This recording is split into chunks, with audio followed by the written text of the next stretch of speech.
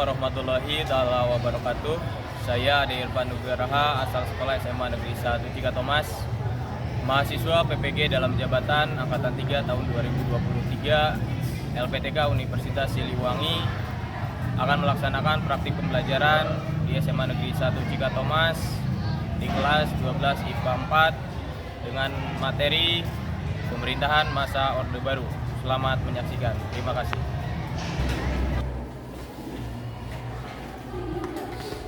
Assalamualaikum. Waalaikumsalam.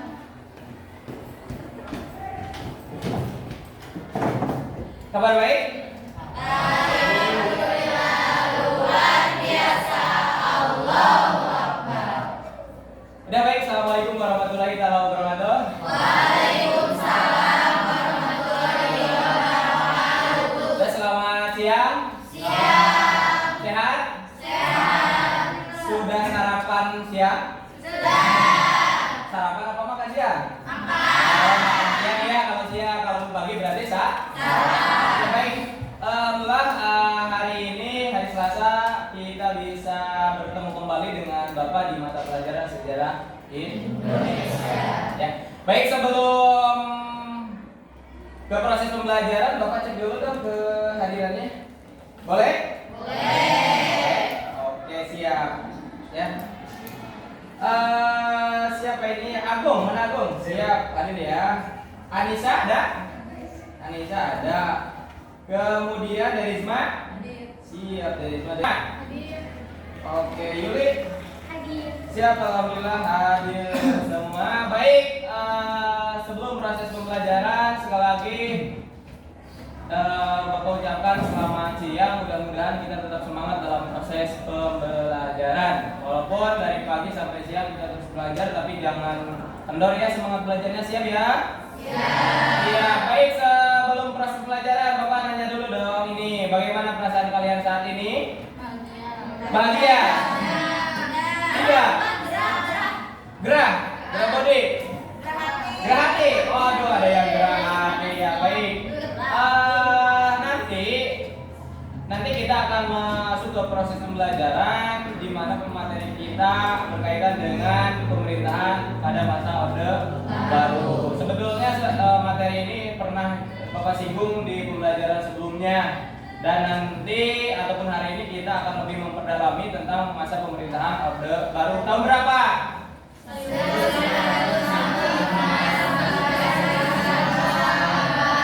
Pada zaman siapakah menjadi presidennya? Presiden Soekarno, Soeharto? Soeharto, Soekarno? Pak Presiden Soeharto. Lama tidak menjabat sebagai presidennya? Oh, udah pinter-pinter ya. Paling lah berapa tahun kemarin? 32 tahun. Baik ya. Baik, sebelum proses pembelajaran, sekilas saja Bapak akan menyampaikan kompetensi inti, di mana kompetensi inti di sini adalah memahami tentang menerapkan, menganalisis pengetahuan faktual, konseptual, prosedural berdasarkan rasa ingin tahu tentang ilmu pengetahuan, teknologi, seni, budaya, dan humaniora dengan wawasan kemanusiaan, kebangsaan, kenegaraan, dan peradaban terkait penyebab fenomena dan kejadian, serta menerapkan pengetahuan prosedural pada bidang kajian yang spesifik sesuai dengan bakat minat untuk memecahkan masalah. Kemudian KI4-nya adalah mengolah, menalar, dan menyajikan dalam ranah konkret dan ranah abstrak terkait dengan pengembangan dari yang dipelajari di sekolah secara mandiri dan mampu menggunakan metode sesuai kaidah keilmuan. Ya, kompetensi intinya kemudian ada indikator pencapaian, diantaranya adalah menjelaskan tentang kronologi, latar belakang runtuhnya Orde Lama. Kalau Orde Lama siapa presidennya? Soekarno. Jadi runtuhnya Orde Lama, masa pemerintahannya adalah Soekarno dan nanti diganti oleh Soeharto atau yang disebut dengan masa Orde Baru. Adapun tujuan daripada pembelajaran melalui model pembelajaran problem based learning. Ya, ini modelnya, model problem based learning. Banyak sekali model sebetulnya dalam proses pembelajaran. Bapak ambil untuk materi ini adalah problem based learning. Dengan menggali informasi dari tayangan slide, data tabel dari sumber buku ataupun internet, diskusi panel dan mengolah informasi. Diharapkan siswa terlibat aktif selama proses pembelajaran ataupun belajar mengajar berlangsung. Memiliki sikap ingin tahu, teliti dalam melakukan pengamatan, dan bertanggung jawab dalam menyampaikan pendapat, menjawab pertanyaan, memberi saran dan kritik. Ya, selanjutnya ini ada sedikit motivasi belajar dulu ya. Ada kata kalau mau menunggu hingga siap, kita akan menghabiskan waktu hidup kita hanya untuk menunggu. Berarti apa? Kita harus ada aksi, jangan selalu menunggu sesuatu itu ya. Mulai belajar adaptasi dengan dunia luar, karena sebentar lagi kalian akan hadir di dunia yang sebenarnya, bukan hanya di sekolah yang hanya seperti inilah siklusnya. Datang ke sekolah pagi-pagi jam 7 katakanlah, belajar dengan hikmat, kemudian bercanda, jajan, selesai itu bubar, terus siklusnya seperti itu. Nah, setelah Anda lulus tidak demikian lagi. Kalaupun hari ini pakaian pun sama, begitu ya, waktunya sama, tugasnya sama, belajarnya sama, tapi nanti setelah Anda lulus, kalian lulus semua, waktunya akan berbeda. Kegiatan berbeda, pakaian pun berbeda, termasuk profesinya masing-masing berbeda. Makanya sekali lagi dari kata motivasi ini, jangan hanya terus menunggu, ya. Cari tahu apa saja yang bisa mendukung kalian di kehidupan yang sebenarnya.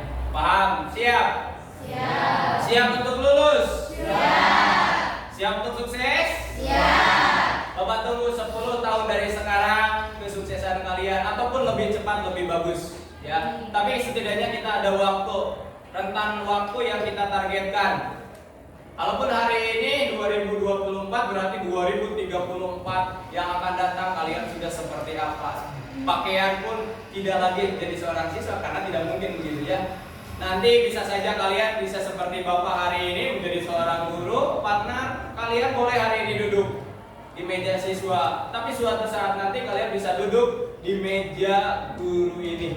Lanjutkan perjuangan di pendidikan ini. Itu saja motivasi pembelajaran supaya kita lebih semangat walaupun siang hari, tapi tetap motivasi belajar harus tetap stabil gitu.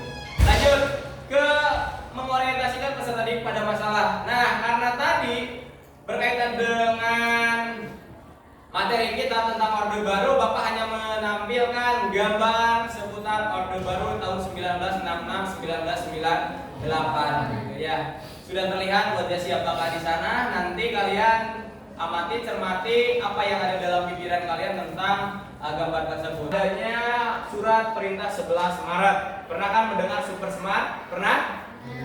Pernah ya? Siap, lanjut. Nah, ini ada dua tokoh, Orde Lama dan Orde Baru. Yang paling kiri siapa? Yang paling kiri dari kalian berarti sebelah sini. Oh, dari sebelah sini dulu dong. Siapa ini? Soeharto. Kemudian sebelah kanannya Soekarno. Ini adalah presiden kita begitu. Ya. Di mana pada masa itu Presiden Soeharto masih menjabat sebagai pemerintahan. Nah, inilah Super Semar, surat perintah 11 Maret yang kontroversi sebetulnya. Kontroversinya apa? Benar tidak surat tersebut dikeluarkan oleh Presiden Soekarno kepada Soeharto? Ada yang menjelaskan, meyakinkan itu betul. Ada juga yang itu bohong tentang Super Semar ataupun pergantian pemerintahan dari Soekarno ke Soeharto melalui Super Semar. Bisa dimengerti sampai sana? Banyak yang perlu ditanyakan? Banyak ya. Berkaitan dengan pemerintahan Orde Baru dan Orde Lama sangat kontroversi, apalagi sejarah. Contoh, Bapak contohkan di sejarah itu ibarat penghapus ini. Katakanlah ini sebuah peristiwa. Kalaupun dari pandangan sebelah sini ini warnanya apa? Agak hijau lah ya. Hijau. Dari sebelah sini? Hitam. Bentuknya? Persegi panjang. Bentuknya? Persegi panjang sama. Tapi ternyata ada penafsiran yang berbeda. Kenapa bisa ada penafsiran yang berbeda? Kenapa? Warnanya beda. Karena warna beda boleh dari sudut pandang yang berbeda. Termasuk sejarah suatu peristiwa saja bisa seperti ini. Kenapa peristiwa itu katakanlah dari A, sudut pandang A, oh seperti ini. Sudut pandang B seperti ini. Pada akhirnya kita selalu berdebat tentang suatu peristiwa ketika sudut pandangnya berbeda pasti tidak ada titik temu. Paham nggak maksudnya? Berkaitan dengan super semar. Di sini ada yang menganggap super semar itu ada juga yang menganggap tidak. Begitu. Paham? Baik, selanjutnya kita akan masuk ke diskusi dulu ataupun buat di kelompok. Bapak sarankan kalian buat kelompok, dan apa yang kalian lihat tadi di layar tentang Soekarno, Soeharto, tentang super semar, silakan apa yang kalian diskusikan dengan kelompoknya masing-masing. Silakan bisa didiskusi.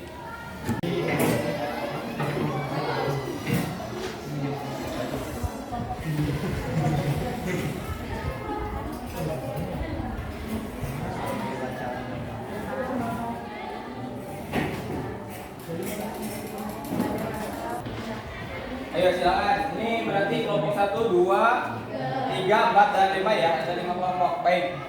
Silakan. Browsing boleh keluarkan HP-nya sambil browsing lihat apa yang kalian temukan, cari sumber dari banyak sumber mungkin di internet boleh. Ini kelompok 1 ya. Ya. Silakan boleh menulis di resume dulu ya, boleh Bang.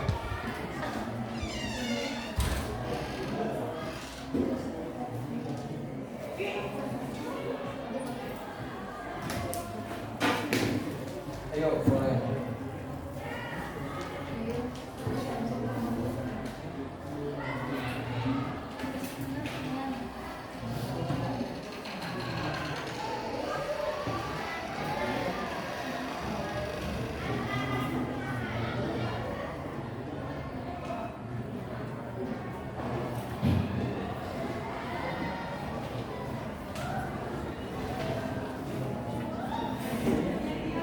Coba boleh ditulis dulu, nanti dipresentasikan ya, presentasikan apa yang kalian temukan.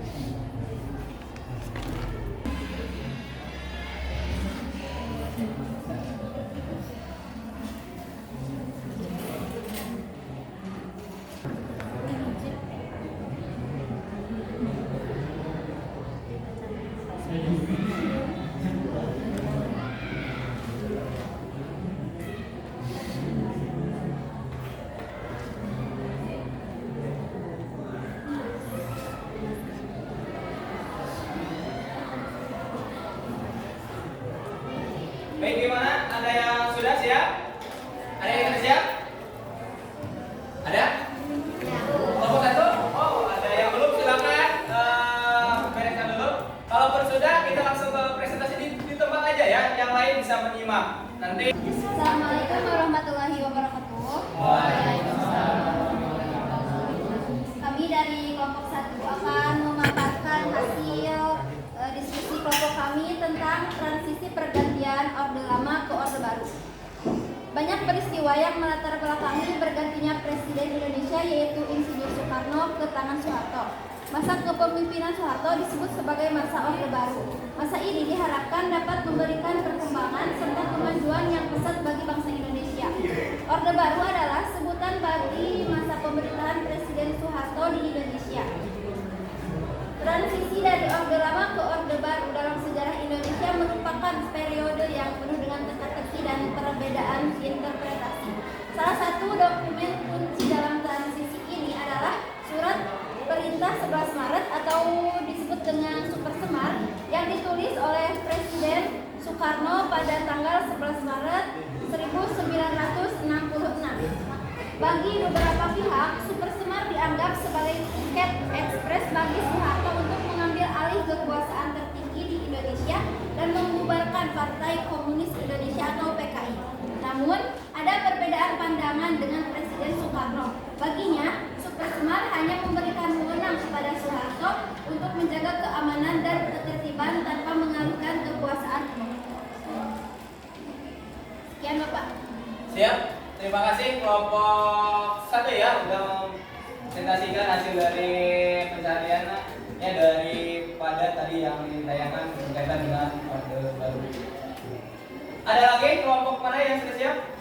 Oh, kelompok oke siap. Kelompok 3 di 6 ya. Kelompok 3 dulu. Silakan lanjut. Assalamualaikum warahmatullahi wabarakatuh. Di sini saya akan mempresentasikan hasil kerja kelompok 3 dengan tema yang keadaan pemerintahan di bidang pendidikan pada masa Orde Baru. Pada masa Orde Baru, kebijakan pendidikan bersifat sentralistik atau terpusat. Pada masa Orde Baru, pendidikan dijadikan alat untuk membangun ekonomi nasional. Pendidikan dilaksanakan di bawah kekuasaan administrasi korupsi yang berwibawa. Ciri-ciri perkembangan pendidikan Indonesia tahun 1965 sampai jatuhnya Orde Baru, Undang-Undang Pembentukan Sistem Pendidikan Nasional sejak tahun 1965 dan pelaksanaannya, perkembangan pendidikan guru Indonesia tahun 1965 sampai jatuhnya Orde Baru dan dampak hirarkis globalisasi terhadap pendidikan Indonesia menjadi topik utama kajian ini. Terima kasih. Siap, terima kasih kelompok 3. Lanjut. Kelompok mana silakan. Bismillahirrahmanirrahim. Assalamualaikum warahmatullahi wabarakatuh. Saya akan mempresentasikan hasil kerja kelompok kami dengan dampak negatif pemerintahan Orde Baru. Yang pertama, banyak terjadi pelanggaran hak asasi manusia. Contoh pelanggaran HAM seperti serangkaian penembakan misterius Petrus, peristiwa Tanjung Priok, dan pembungkaman aktivitas. Peristiwa tersebut banyak memakan korban jiwa dan menimbulkan kekhawatiran bagi sebagian besar masyarakat Indonesia. Yang kedua, maraknya KKN atau praktik korupsi dan nepotisme pernah terjadi pada masa pemerintahan Orde Baru. Pada dasarnya, KKN tentu memberikan dampak negatif bagi masyarakat Indonesia, khususnya di bidang politik, ekonomi, dan moneter. Praktik ini dapat dilihat dari tingginya kebocoran dana pembangunan pada tahun 1989 sampai 1993 yang mencapai 30 sampai 45%. Yang ketiga, ada otoritarianisme yang ditunjukkan oleh pemerintahan dalam menjalankan kekuasaannya. Presiden Soeharto memiliki kendali penuh atas semua lembaga negara seperti legislatif, eksekutif, militer, legislatif, dan media massa. Yang keempat, ada pemberedalan pers. Pada masa Orde Baru, pers berharap agar keberadaannya lebih dibesarkan pada saat Orde Lama. Kebebasan ini kemudian diperoleh setelah pemerintahan Orde Baru mengeluarkan Undang-Undang Nomor 11 Tahun 1966 tentang prinsip-prinsip dasar pers. Sekian. Siap, terima kasih. Lanjut, bagus, siap. Kelompok selanjutnya. Assalamualaikum warahmatullahi wabarakatuh. Waalaikumsalam.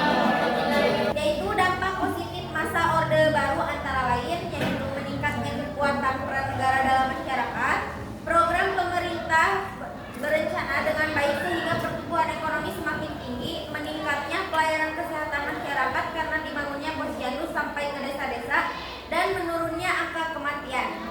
Sekian dari presentasi kelompok kami. Ya baik, belum untuk presentasi dari 5 kelompok sudah selesai, di mana apa yang sudah kalian temukan dari mulai transisi ya pemerintahan Orde Lama ke Orde Baru, prosesnya lumayan panjang gitu dengan adanya Supersmar, dan nanti kita akan lebih memperdalami tentang hal tersebut dengan adanya proses begitu ya. Tadi yang disampaikan oleh kalian itu mobil khusus salah satunya dari kelompok yang mana tadi ya, bahwasanya pendidikan salah satunya di zaman Soeharto itu diwajibkan wajib belajar 9 tahun, betul kan? 9 tahun, termasuk bukan hanya di bidang pendidikan, di bidang kesehatan pun adanya posyandu ya, pos pelayanan ke pandu. Itu zaman Soeharto bagus sekali, pelayanan pendidikan, kesehatan, bahkan di bidang pertanian tadi disampaikan juga Dan di zaman Soeharto itu sendiri pernah Indonesia itu swasembada pangan, mampu memenuhi kebutuhan pangan di Indonesia, bahkan bisa menjual ke luar negeri. Ya, baru satu presiden yang mampu mengolah pertanian di Indonesia, memenuhi kebutuhan pangan di Indonesia, bahkan bisa menjual ke luar negeri. Gitu. Mudah-mudahan ya pemimpin-pemimpin ke depan bisa menstabilkan lagi terkait ke bidang ekonomi di Indonesia, wabil khusus dalam dunia pertanian. Ya begitu. Selanjutnya kita akan melaksanakan post test. Daripada apa yang kalian cari, nanti Bapak akan berikan soal, kalian jawab dengan menggunakan quizzes yang tadi kita sudah masuk. Ada beberapa orang yang sudah masuk di sini. Ada Messi, ada Derisma Santi, begitu ya. Kemudian ada Andi, saya gak apa-apa ya. Ini identitas gak apa-apa. Ada yang kasih foto juga bagus gitu ya. Siap untuk post test? Siap. Ya. Kita lanjut ke post test. Tapi di sini Bapak akan membimbing kalian hanya satu soal dulu ya. Oke. Silakan lihat ke HP saja, tidak lihat ke layar, begitu ya. Udah ada? Sudah masuk semua? Halaman, maaf, nomor 1 udah ada soalnya? Siap menjawab? Siap, kita proses ya.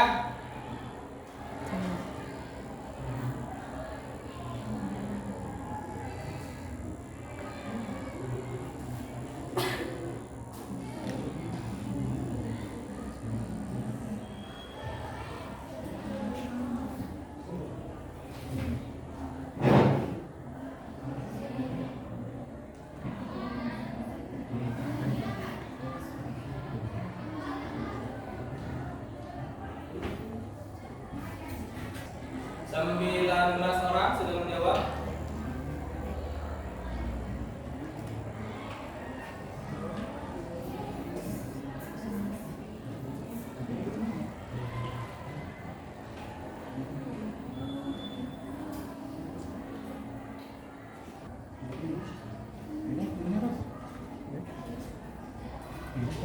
Udah baik, udah 26. Kita lihat yang jawaban benar berarti akan mendapatkan bintang di HP masing-masing. Boleh bersuara jika memang dapat bintang dan diam saja bila memang tidak mendapatkan bintang. Berarti ketika tidak ada bintang, jawabannya kurang tepat. Kita tutup jawabannya, yang mendapat bintang berarti jawabannya benar.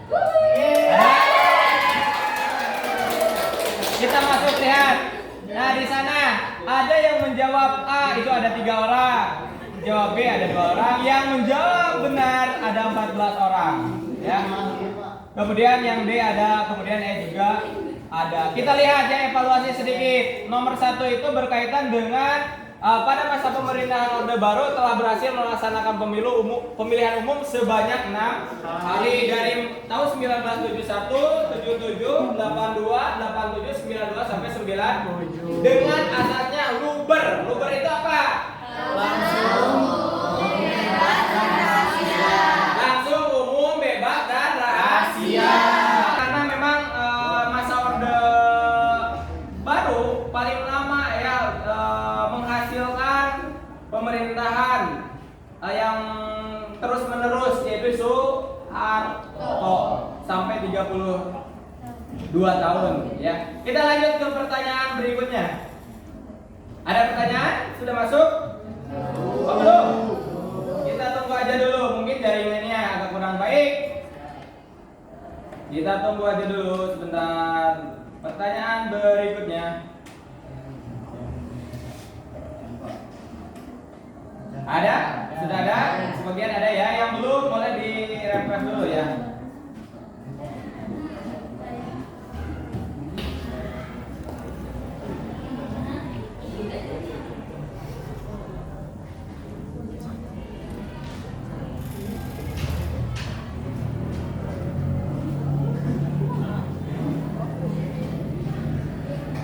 Jalan sebentar lagi akan tertutup. Waktu terus siap 1, 2 Tutup jawaban yang benar adalah yang nanti akan muncul bintang di HP kalian. Siap? Siap mendapatkan bintang? Siap. Ya kalau anak TK mungkin dapat bintangnya ditulis oleh gurunya kan ya. Kalaupun kita di tingkat SMA hari ini bintangnya nggak tulis tapi secara digital. Inilah digitalisasi yang luar biasa berkaitan dengan proses pembelajaran. Kasih bintang, udah ada? Oh belum?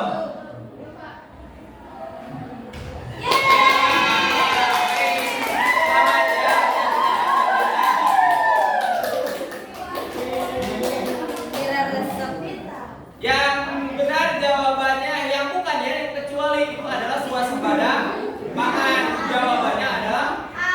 20 orang menjawab benar, 82%. Karena zaman Soeharto itu yang tadi Bapak sampaikan mampu swasembada pangan. Ya, gitu kan? Bisa memenuhi kebutuhan pangan di Indonesia, bahkan bisa ekspor beras. Lanjut ke pertanyaan berikutnya. Silakan dilihat lagi di HP-nya.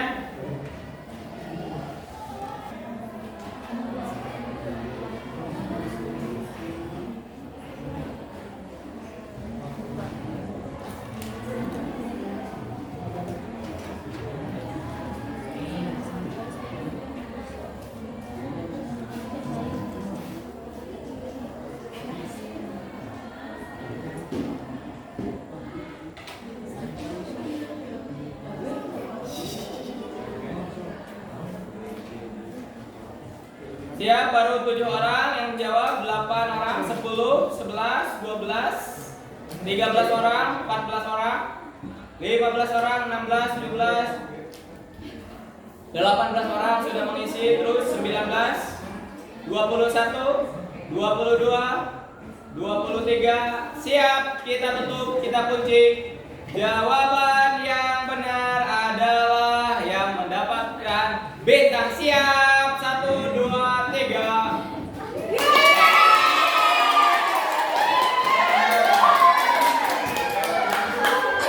Lihat ya, ada yang menjawab 18 orang, 72%. Jawabannya adalah B.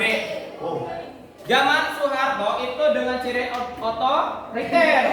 Ada bahasa lain adalah ABS. ABS itu apa? Asal Bapak senang gitu ya, ABS. Ya betul, zaman Soeharto dikenal oleh masyarakat Indonesia pada masa itu dengan ABS-nya. Asal Bapak senang. Otoriter, ya. Itu sisi negatifnya dalam segi kurangnya begitu, karena dipandang terlalu memaksakan diri, kehendak sendiri kan seperti itu. Walaupun nilai baiknya banyak sebetulnya ya. Lanjut ke pertanyaan berikutnya. Silakan diisi kembali.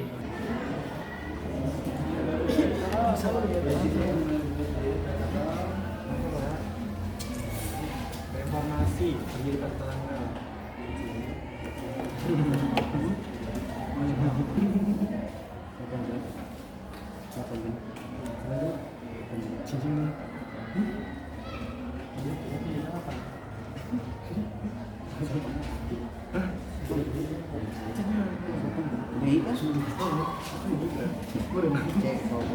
Siap.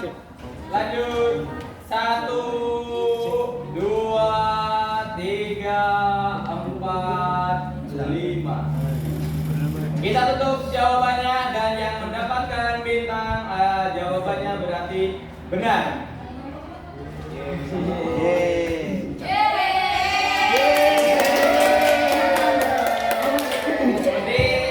Sampai tanggal 14 Mei 1999 udah lama ya.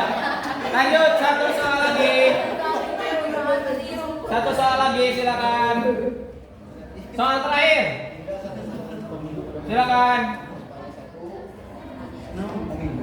Sampai sekarang ya, hingga saat ini pelaksanaan pemilu pada masa reformasi telah berlangsung sebanyak berapa kali sampai sekarang? Terakhir kemarin 2024 ya. Terus 10 orang, 11 orang, 13 orang menjawab, 14, 15, 16, 17 orang, 19 orang sudah menjawab. Hitung mundur 5, 4, 3, 2, 1. Jawaban yang benar adalah jadi berapa kali? 5 kali. Setelah reformasi itu 2004 yang menjadi presiden 2004 yang terpilih siapa? 2004